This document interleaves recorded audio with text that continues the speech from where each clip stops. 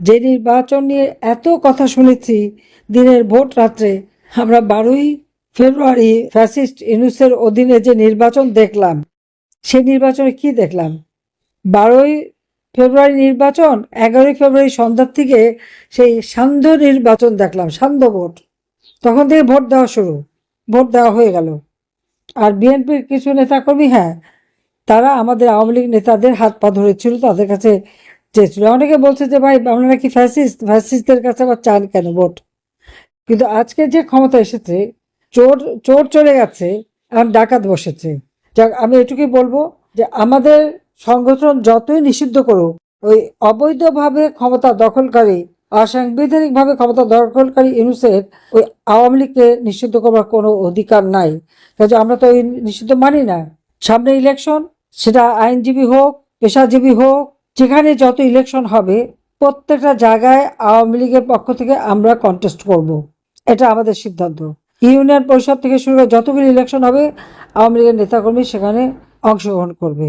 দরকারে একটা সামাজিক প্রতিষ্ঠানের নাম নিয়ে সেখানে অংশগ্রহণ করতে হবে, কিন্তু করতে হবে অংশগ্রহণ, আমাদের লোক যেতে হবে।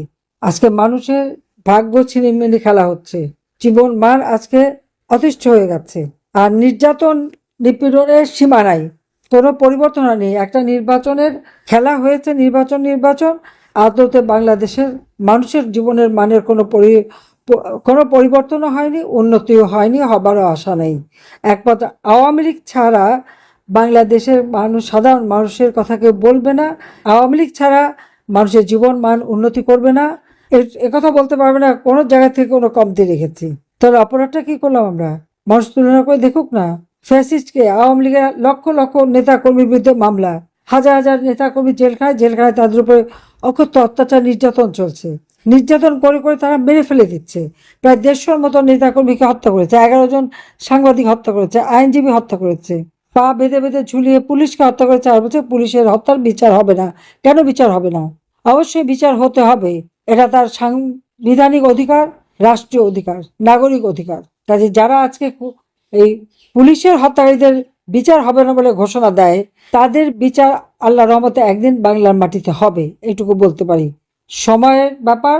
হ্যাঁ, 15 বছর 7 মাস আমরা ক্ষমতায় ছিলাম, দেশের সার্বিক উন্নতি আমরা করেছি, আমরা কোনো রিভেঞ্জ দিতে চাইনি। কিন্তু দুর্ভাগ্যের বিষয় যে সেই জুলাই মাসের 15 জুলাই থেকেই আওয়ামী লীগ, ছাত্রলীগ নেতা কর্মীদের নির্মমভাবে হত্যা করা হয়েছে। এই হত্যা করে করেই স্বেচ্ছাসেবক লীগ, তাদেরকে হত্যা করা হয়েছে। কাজে এই খুনিদের বিচার একদিন হবে। এটা হলো সময়ের ব্যাপার। ইনশাআল্লাহ বাংলাদেশ আবার ঘুরে দাঁড়াবে। সংগঠনে যেখানে যেখানে এখন আমাদের পূর্ণাঙ্গ হয়নি, সেইগুলি পূর্ণাঙ্গ করতে হবে এবং আরো শক্তিশালী করে গড়ে তুলতে হবে, ঐক্যবদ্ধ থাকতে হবে। সবাইকে ধন্যবাদ। জয় বাংলা, জয় বঙ্গবন্ধু, বাংলাদেশ চিরজীবী হোক। খোদা হাফেজ।